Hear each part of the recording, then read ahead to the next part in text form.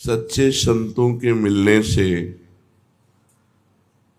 हमारा निश्चित परमार्थ मार्ग पुष्ट होता है और आवागमन से हम मुक्त होते हैं।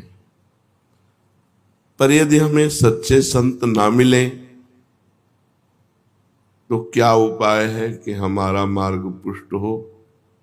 तो कह रहे भक्त नामावली, संतों की नामावली का गायन करें।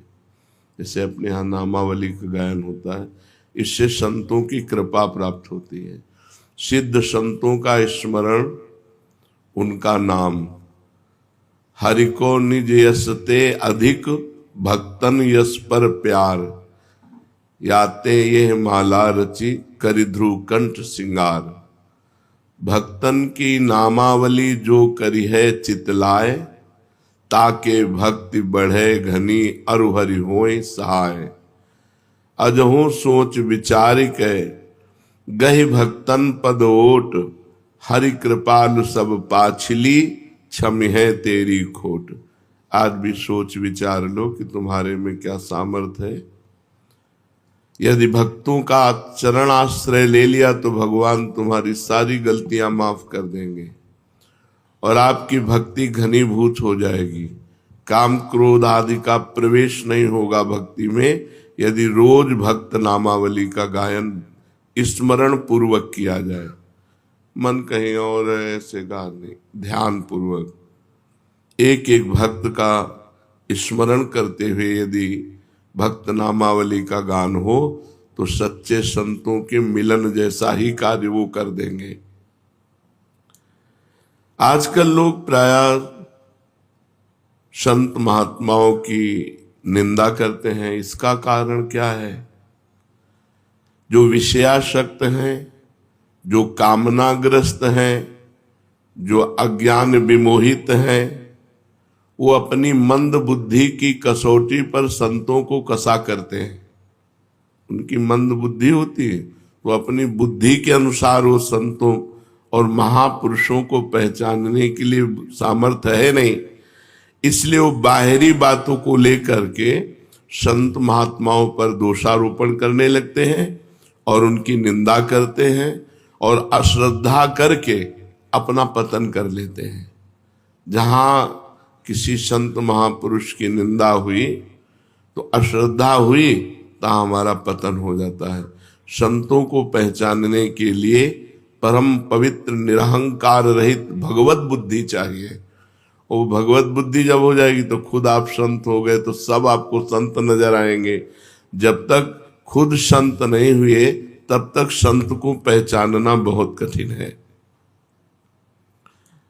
संत सेवा का प्रधान साधना क्या है? कैसे माने कि हमारी ये संत सेवा बन गई? तो संतों के बताए हुए मार्ग पर चलना ही सर्वश्रेष्ठ संत सेवा है। उत्साह के साथ, विश्वास के साथ जो संत भगवान ने आदेश कर दिया बस वैसे हम चलें, यही सबसे आज्ञा समन सुसाहिब सेवा।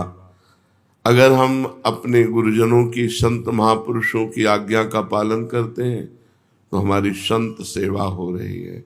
अब वो आज्ञा वो जो दे दे, आप सोहनी लगाओ, आप पोछा लगाओ, आप आरती करो, आप पाठ करो, आप नाम जप करो, आप अमुक, जो प्रभु आज्ञा जेहि का जस आही, सो तेहि भांति रहे सुख लाई।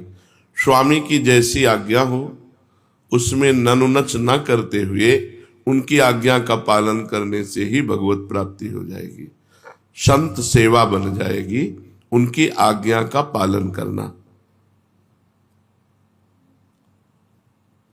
संत महापुरुषों के विचारों, उनके भावों, उनके उपदेशों को समझना चाहिए और उसी का पालन करना चाहिए।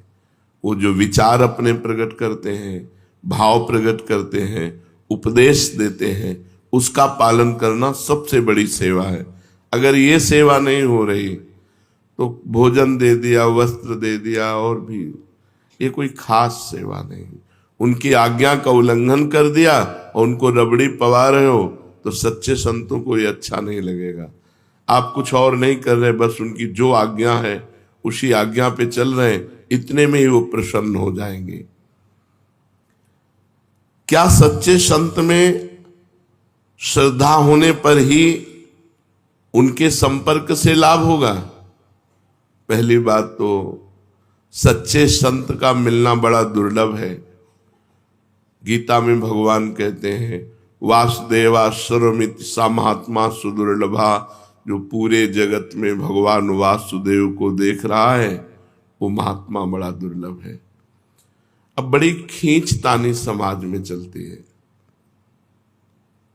कोई किसी संप्रदाय के संत की खींचातानी कर रहा है, कोई किसी की कर रहा है, कोई किसी की कर रहा है, और उनकी जिनकी खींचातानी की जा रही उनके पक्ष की उनकी कर रहे हैं। अब दोनों की सुन के लगता सत्य कौन है? सा महात्मा सुदुर्लभा, जो सब जगह एक भगवान को देखता है। ये ऐंचा घसीटी एक दूसरे की निंदा, कलयुग का बहुत बड़ा प्रभाव बढ़ रहा है। किसी भी प्राणी के अंदर यदि एक बात आ गई कि वो परमात्मा सर्वत्र विराजमान है और वो भजन कर रहा है, तो वासुदेवा सर्वमित सा महात्मा, भगवान उसको महात्मा कहते हैं, सा महात्मा सुदुर्लभा। किसी संत का अनादर किसी संत की वाणी के द्वारा मुझे तो समझ में नहीं आता। भगवान ने संत की परिभाषा बताई है, सा महात्मा, वो महात्मा है जो वासुदेवा सर्वमिति। तो हम सबसे प्रार्थना करना चाहते हैं, यदि आप अपना परमार्थ बचाना चाहते हो, भगवान के मार्ग में अग्रसर होना चाहते हो, तो किसी की भी निंदा मत कीजिए। किसी की भी निंदा अगर करोगे तो आपका परमार्थ रुक जाएगा, आपका परमार्थ रुक जाएगा। जो दूसरों का हित कर रहे हैं, जो निर्विकार हैं, हम लोग पाषाण से भी भगवान प्रकट करने वाले हैं। हम सनातन धर्मावलंबी पत्थर से भी भगवान प्रकट कर लेते हैं। तो फिर जिसने हमारे भगवान को भजा उनकी हम चरण वंदना क्यों नहीं करते? जो भगवान को भजे, भगवान को हमारा सर झुकना चाहिए। हम ये नहीं कहते कि तुम वहां जाओ, लेकिन उनका नाम आते ही आदर के सहित हम निंदा किसी। एक बार कोई राम बोले तो तुलसीदास जी कहते हैं, तुलसी जाके मुख से धो क्यों निकसत राम, ताके पग की पग तली मोरे तन की चाम। और वो राम को भजकर राममय हो गए। आप क्या समझते हो?